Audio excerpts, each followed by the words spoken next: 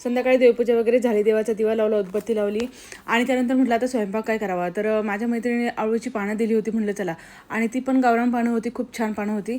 मग ती पानं मी स्वच्छपैकी अशी धुवून घेतली होती, पाणी निथळायला ठेवलं होतं. तोपर्यंत मी पीठ तयार केलं त्याचं छानपैकी. असं खोबरं, हिरवी मिरची, अद्रक, लसूण, जिरं, थोडासा ओवा वगैरे छानपैकी वाटण करून त्याचं पीठ भिजवलं बेसन पिठामध्ये. आणि ही जी पानं आहेत ना गावरान, त्याच्या शिरा अशा लाटून घ्यायच्यात आपल्या, जेणेकरून ती पानं अशी घशात खवखवणार नाही.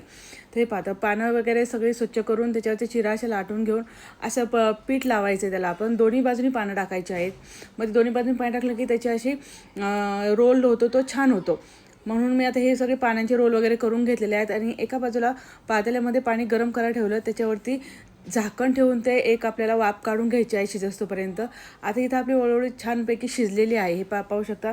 आणि थंड झाल्यावर ते आपल्याला क्रॉसमध्ये अशा कापून घ्यायच्यात अळूवड्या. खरंच खूप छान आणि खूप कडक आणि खूप टेस्टी होतं ते. नक्की करून बघा. तांदळाचं पीठ नाही वापरलं तरी चालेल, पण जर ह्या पद्धतीने तुम्ही वड्या केल्या ना खरंच खूप भारी आणि टेस्टी लागतात.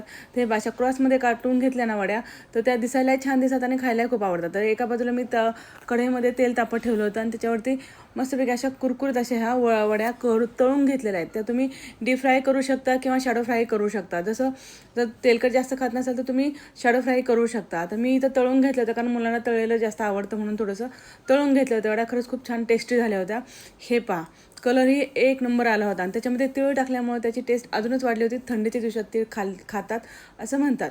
तर इथं संध्याकाळच्या जेवणामध्ये उडदाची आमटी आणि आळूची वडी, बाजरीची भाकरी, लोणचं आणि कांदा असा संध्याकाळचा मेनू होता. तर खूप छान झाल्या होत्या आळूच्या वड्या.